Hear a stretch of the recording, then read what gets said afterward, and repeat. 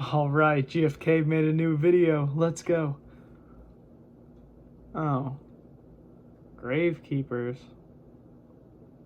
I mean, like, I could get behind the whole, like, soul control and, like, all that, but it's not even meta.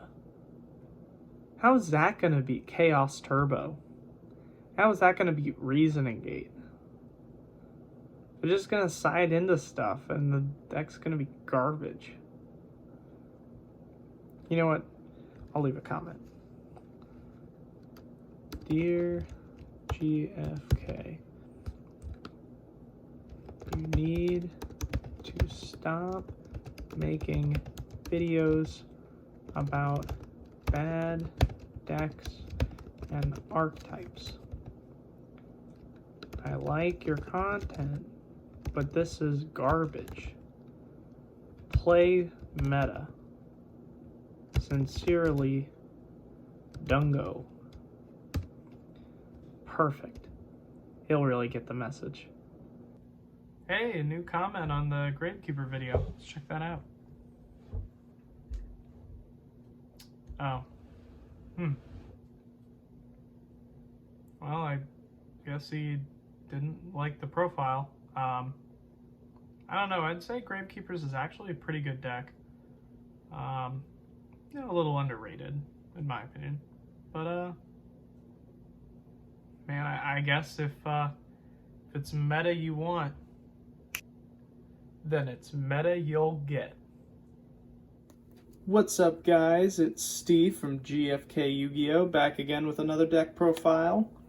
And today we're going to be talking about meta, and not metamorphosis, like GOAT format meta.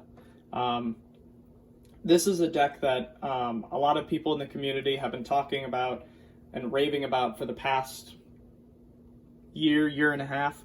And what I'm talking about today is Chaos Warrior. Two of the greatest combinations of decks in GOAT format have been the Warrior package with its versatility and outing certain monsters, as well as the Chaos cards, which are, you know, giant beat sticks that you can summon borderline for free and can help you go for game and clear out problem monsters. So the combination of the two decks has become very talked about within the community, and has become what I believe as the best deck that GOAT format can produce. Now that's a big statement to make, because the whole point of GOAT format is taking this limited card pool and trying to figure out new strategies and new decks that would that would be the best deck theoretically, because we don't have back in 2005, 2006, they didn't really have the knowledge that we have about deck building and certain cards. So, not saying this deck is like tier 0 or anything. What I am saying, though, it is probably the best meta viable option. So, without further ado, we can get into the profile. Alrighty, so starting off, we play 3 copies of Blade Knight. This is kind of the starter to the deck. So Blade Knight's really important because it does a few things. One, it is a beat stick.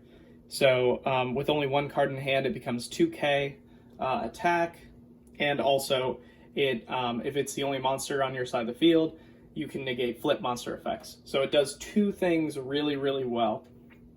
As well as being, you know, a warrior. Common theme we'll see in the rest of the profile. And, of course, being a light attribute is also really nice.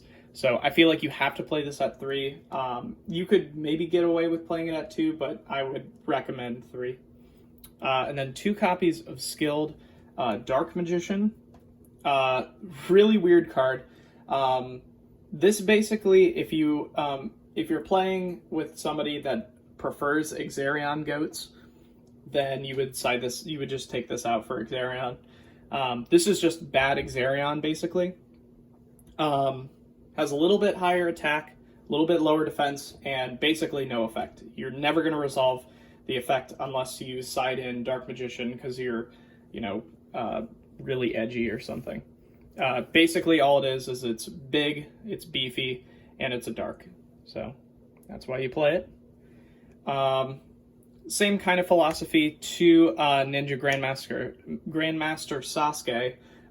The important thing about this, it's a light, and also with its effect, it's able to destroy anything with a very high defense. So if your opponent leaves a BLS in defense, a Chaos Sorcerer in defense, Gravekeeper's Spy is a really big one. A lot of people really like Gravekeeper's Spy recently, so Sasuke is really good, and of course it's a light, it's a warrior, so you can search it. And then 2 new additions that I didn't know that I would be adding to this deck. 2 Kaiku. This is actually like kind of the best like card in GOAT at the moment. Most of the decks that are in the meta are either Chaos decks or some variant of Chaos, as well as you have decks that rely on the graveyard like zombies, like water. So Kaiku's really, really good at just dealing with any of those kind of decks. It's not as good against Reason Gate, which is why you probably should side it out in that matchup, but in every other matchup, Kaiku is extremely good.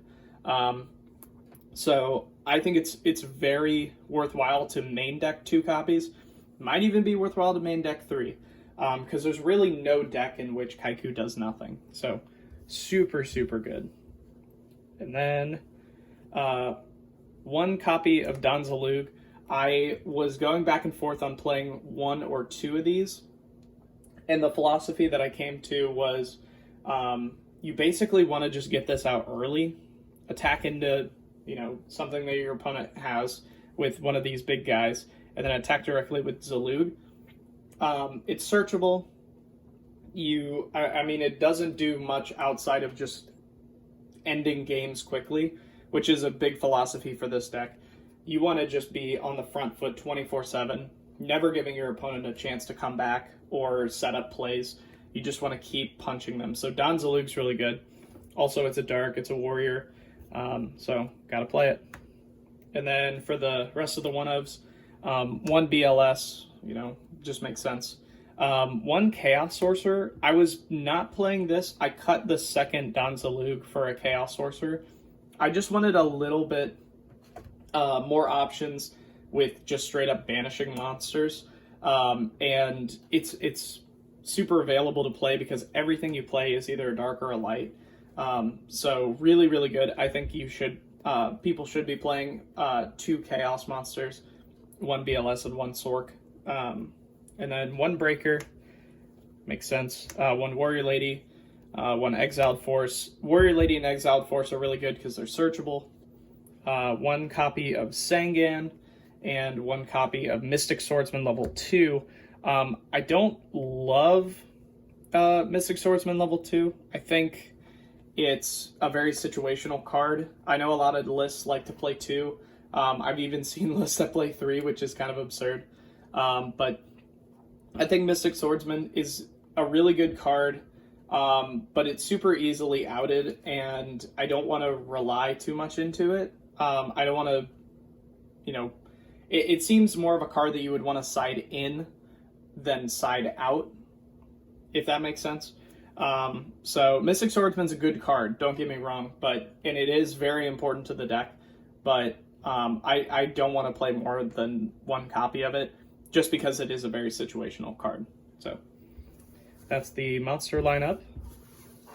And then moving on to the spells, 2 Rhoda, super, super, super important. Makes the deck tick, makes the deck meta. This deck wouldn't be as good without it. Just lets you get to literally any warrior you want. 3 copies of Book of Moon. I've been talking to some of my friends about this. I actually really like 3 Book of Moon. It doesn't make you pay life like My Body as a Shield, so that's really good. It's a defensive-minded card and an offensive-minded card, so it gives you that versatility. I just think it's really good. If I would change anything about this deck, I would not change the Book of Moon ratios, because I think this card is fantastic. So definitely keeping that. And plus, it's a good card to side out too. Like, you can side out the second or third copy depending on the matchup. So, and then 2 knock. You're playing an aggro deck, you got to play knock. And then for the 1-ofs, 1 greed, 1 charity, 1 duo, 1 snatch, 1 heavy, 1 MST, and 1 preemie. Preemie is actually super, super good because it works well with Mystic Swordsman, because obviously it's going to get destroyed very quickly. You can just bring it back with a preemie, as well as Exiled Force, which you can just use Exiled Force forever. Well, not forever, but you can use Exiled Force with preemie. So really, really good. And then for the trap lineup, pretty big trap lineup. We play 3 Judgment. This is also very important. This is not used as, like in the last deck profile I did. The entire point of playing Judgment in that deck in Gravekeepers was so that you can counter your opponent's spell and trap removal to keep your Necro Valley on board. That's not what this does. The point of Judgment in this matchup is to stop your opponent from either using a power spell or a normal summon.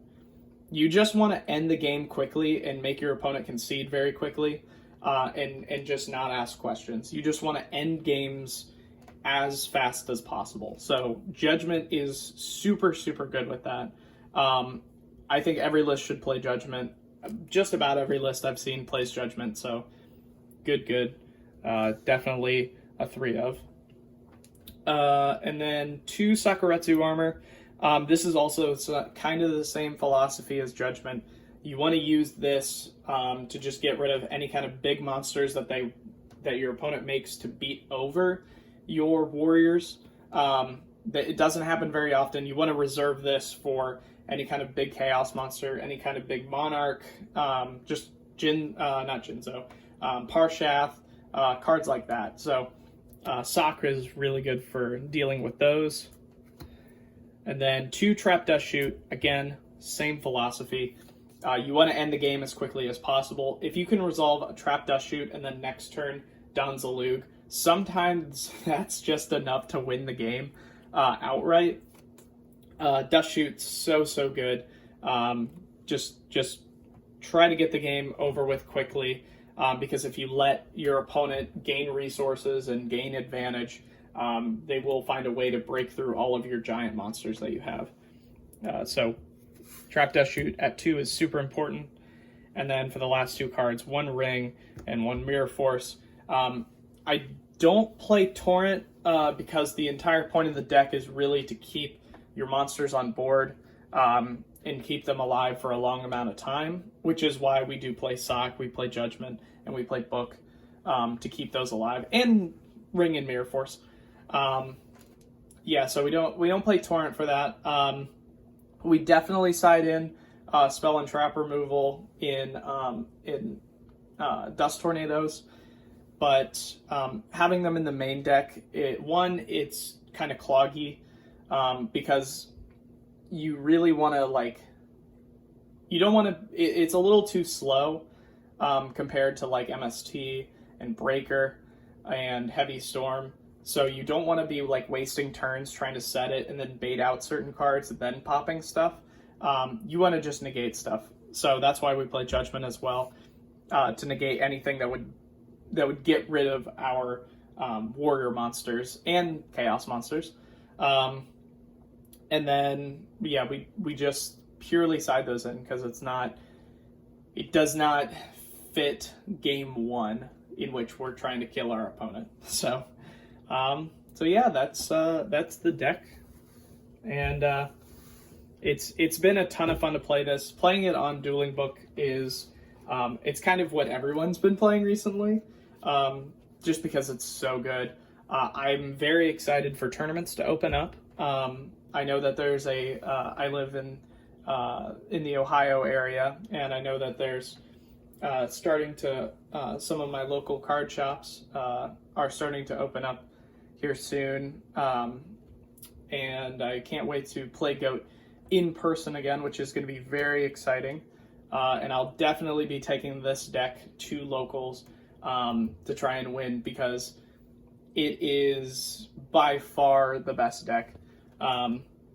It's so adaptable. It works so well with the side deck. You can play almost anything to out any matchup, and you should be fine. Just a great deck all around. And let me know what you guys think. If you'd like this video, or if there's any kind of changes you would like to make to the deck, please leave a comment, because I will always read those comments. Always looking for new stuff to add, new stuff to try out. So thank you guys so much for watching, and you have a great day.